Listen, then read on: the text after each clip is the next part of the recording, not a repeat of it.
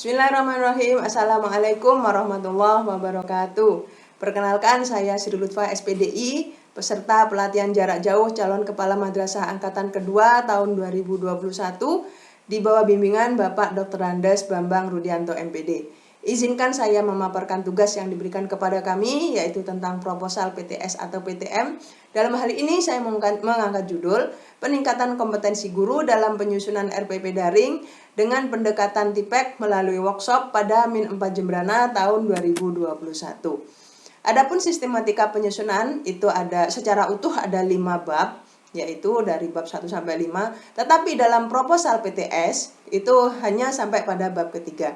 Tapi izinkan kali ini saya memaparkan dari bab 1 sampai bab 5 secara keseluruhan, yaitu bab 1 itu ada pendahuluan, bab kedua kajian pustaka, bab ketiga metode penelitian, bab keempat itu hasil penelitian dan analisis hasil penelitian, dan bab kelima simpulan dan saran-saran. Pada bab 1 pendahuluan itu ada 4 subbab, yaitu yang pertama latar belakang masalah. Dalam latar belakang masalah ini saya memaparkan 3 paragraf utama, yaitu yang pertama pada paragraf utama itu saya memaparkan tentang kondisi ideal yang diinginkan. Kondisi ideal ini mengacu pada undang-undang yang berlaku yang berkaitan dengan masalah yang kita angkat sampai saat ini, terutama pada pembelajaran daring selama masa pandemi. Dan yang kedua itu memaparkan kondisi real yang sedang kita hadapi pada saat ini. Fenomena yang terjadi, di mana terjadi kesenjangan antara anak-anak main game online dengan kerasnya, tugas sekolah tidak dikerjakan, kesulitan bagi guru dan siswa, dan juga ditemui juga permasalahan guru yang masih kurang kemampuannya dalam penyusunan RPP daring, serta kemampuan guru yang masih kurang dalam pembelajaran berbasis IT atau online. Dan yang ketiga itu adalah paragraf solusi untuk menyelesaikan permasalahan real yang dihadapi. Terutama masalah di sini adalah penyusunan guru yang masih kurang dalam penyusunan RPP daring.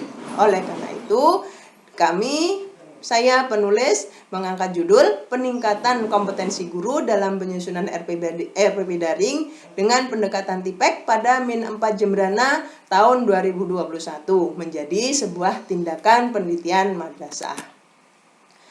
Yang kedua yaitu rumusan masalah.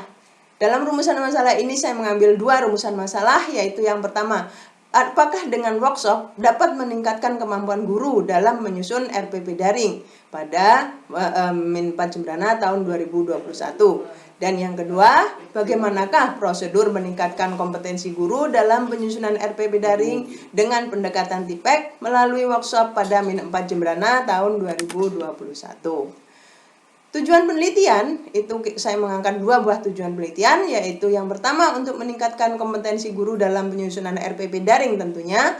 Kemudian yang kedua untuk mengetahui prosedur peningkatan kompetensi guru dalam penyusunan RPP daring yang dilakukan melalui workshop pada Min 4 Jembrana tahun 2021. Yang keempat, manfaat penelitian itu ada dua manfaat, yaitu manfaat teoritis dan manfaat praktis. Manfaat teoritisnya adalah menambah wawasan keilmuan bagi guru, terutama dalam hal penyusunan RPP daring. Dan yang kedua, manfaat praktisnya itu adalah bagi siswa dapat mengembangkan potensi anak didik dan juga meningkatkan hasil belajarnya.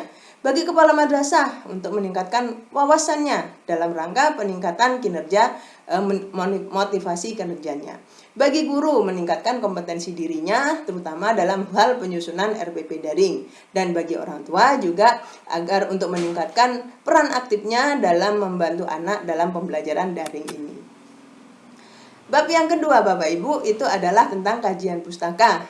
Dalam kajian pustaka saya mengambil 7 kajian, yaitu yang pertama tentang kompetensi guru, terutama 4 kompetensi yang harus dimiliki oleh seorang guru. Kemudian yang ke B itu adalah hakikat RPP itu sendiri, RPP daring terutama.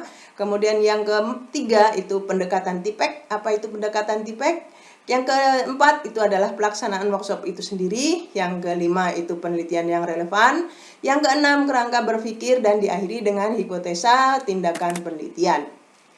Bapak Ibu, pada bab ketiga itu adalah metode penelitian. dalam metode penelitian ini. Yang akan kita bahas adalah yang pertama tentang setting penelitiannya, yang kedua tentang rancangan penelitiannya, kemudian yang ketiga itu subjek dan objek penelitian yang kita lakukan, kemudian teknik pengumpulan datanya itu pada bagian yang keempat, kemudian validitas data, kemudian dilanjutkan dengan teknik analisis datanya, kemudian prosedur penelitian, dilanjutkan dengan indikator kinerja penelitian, dan diakhiri dengan jadwal penelitiannya. Pada bab keempat itu kita membahas tentang hasil dan analisis hasil penelitian.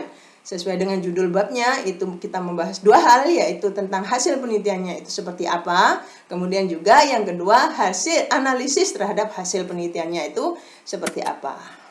Dan yang pada bab yang kelima, bab terakhir ini adalah simpulan dan saran-saran.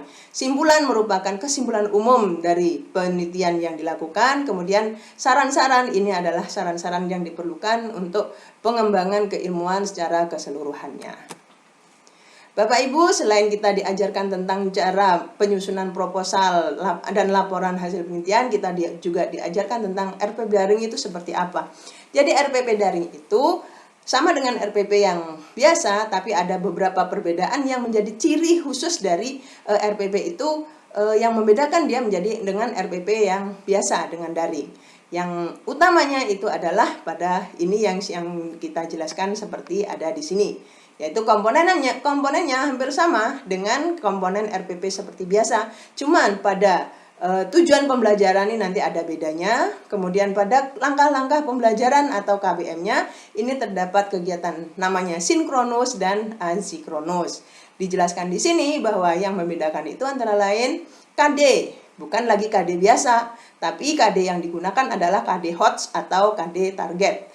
Kemudian pendekatan TIPEK akan muncul dalam tujuan pembelajaran, di sini jelas. Dan yang jelas lagi pada langkah-langkah pembelajaran, di sinilah terdapat perbedaan yang utama, membedakan antara RPP daring dengan RPP biasa, yaitu adanya kegiatan sinkronus atau kegiatan tatap muka berupa seperti pembelajaran biasa tapi lewat daring.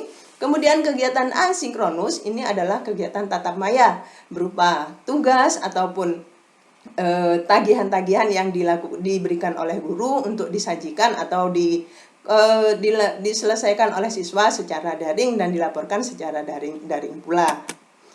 Bapak Ibu, itulah hal-hal yang dapat saya jelaskan dalam hal ini. Kurang lebihnya kami mohon maaf. Billahi taufik wal hidayah. Wassalamualaikum warahmatullahi wabarakatuh.